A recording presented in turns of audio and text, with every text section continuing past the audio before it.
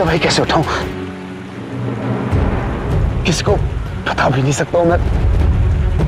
बड़ी मुश्किल से सबको चैन मिला है। मेरी वजह से फिर से परेशान हो जाएंगे।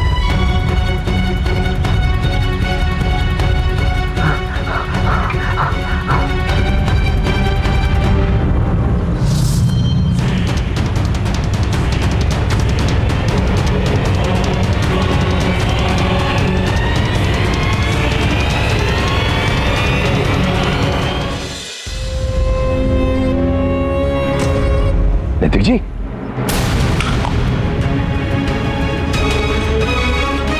नैतिक क्या हुआ? नैतिक जी अच्छा भाई साहब, अरे क्या हुआ? ठीक है नैतिक जी,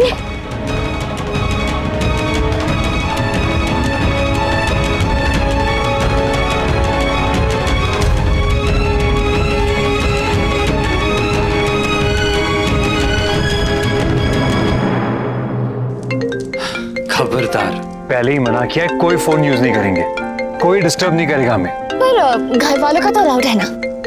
ओके फाइन। हेलो माँ, हम लोग बिल्कुल ठीक है, आप चैन से सो जाइए।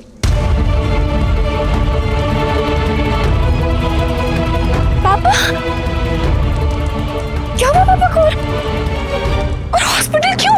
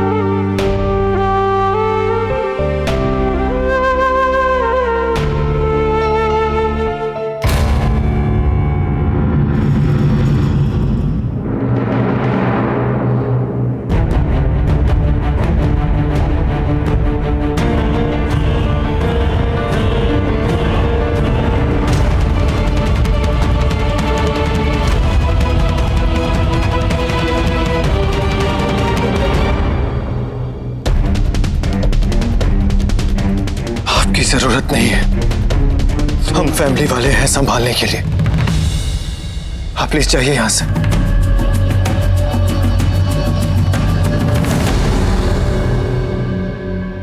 अपने पेशेंट से मिलने के लिए मुझे किसी की परमिशन की जरूरत नहीं है, उसकी फैमिली की भी नहीं।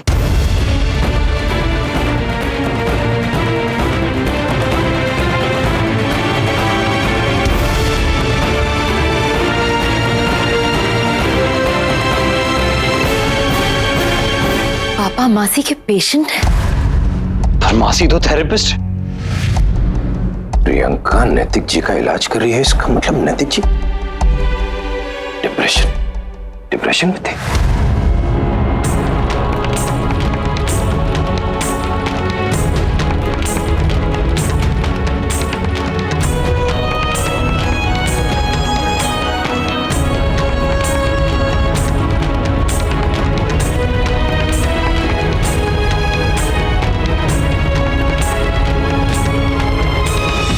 आप लोग इसे बीमारी मत समझिए, ये एक मेंटल कंडीशन है जिसे टाइम पे दवाई लेने से और आप सबकी मदद से ठीक किया जा सकता है। और अगर कुछ हो तो मैं तो हूं ही। नाराज होने का हक नहीं है आपको नैतिक जी। दोस्ती पूरी तरह से निभाई है मैंने, किसी को कुछ नहीं बताया। पर अब मुझे अपने काम से भी ईमानदारी दिखाने दीजिए। आपके थेरेपिस्ट होने के नाते इससे ज्यादा छुपाना गलत होता। बेटा थैंक यू सो मच, तुमने नैतिक का बहुत ख्याल रखा है। आंटी प्लीज, ये तो मेरा फर्ज था। अगर कोई भी जरूरत पड़े तो मुझे कॉल कर दीजिए। वैसे मुझे नहीं लगता कि आपकी फैमिली के होते हुए आपको किसी बाहर वाले की जरूरत पड़ेगी। अच्छा मैं चलती हूँ।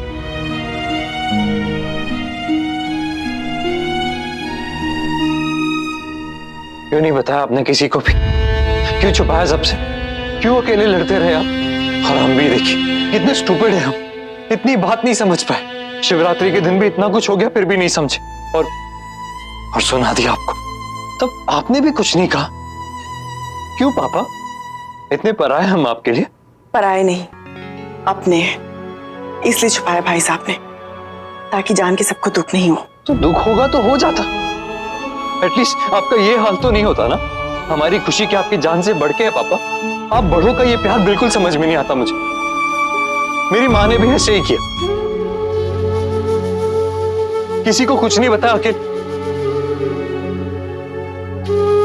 आज तक उनके दुख से बाहर नहीं आ पाए हम लोग। अगर आपको कुछ हो जाता ना तो सारी जिंदगी गिल्ट में निकल जाती हम सबकी।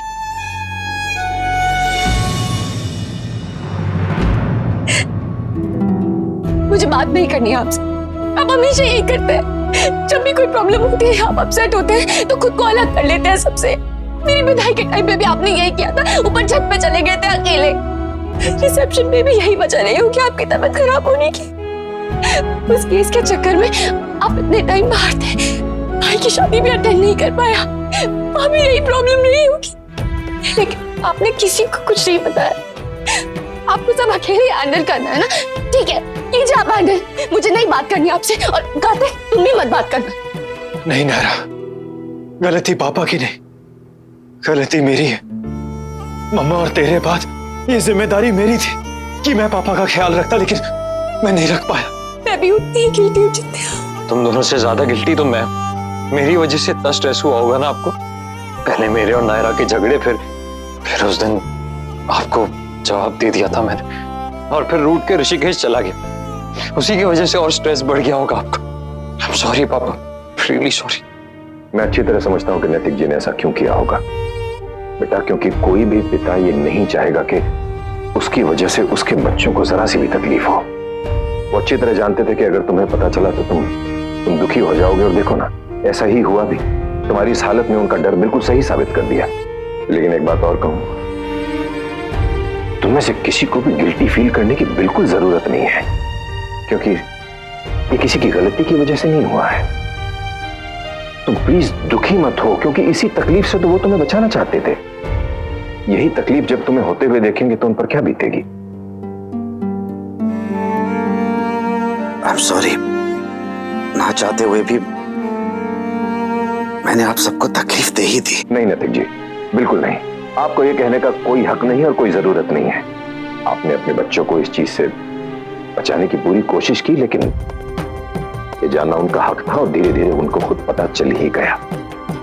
मैंने पहले भी कहा है कि एक बाप हूं इसलिए आपका पक्ष भी समझ सकता हूं, और एक बेटा हूं इसलिए इन बच्चों का भी।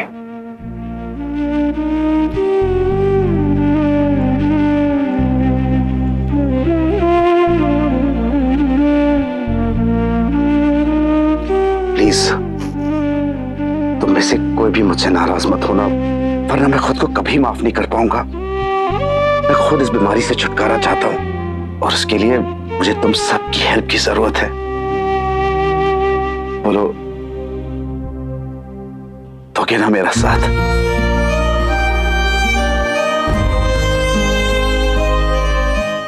और आप सब भी, क्योंकि मेरी खुशी आप सबकी खुशी में टिकी हुई है। आप सब खुश होंगे तभी तो मैं खुश रह पाऊंगा ना, हम सब खुश हैं बेटा। हाँ नैतिक, बस अब तुम हम सबसे वादा करो कि चाहे जो भी हो तुम हमसे कभी कुछ नहीं छुपाओगे। वादा। और बेटा ये भी वादा करो कि तुम अपना ख्याल रखोगे। उसके लिए आप सब है ना बाबूजी। अब एक बात मेरी भी मानेंगे आप लोग? हाँ बेटा। कल होलिका दहन है और परसों होली, अक्षरा और मेरा फेवरेट त्योहार।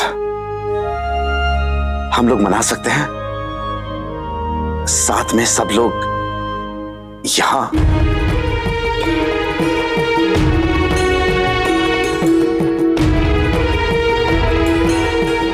प्लीज। डन है पापा। होलिका की आग में हम सारी बुरी यादों को जला देंगे।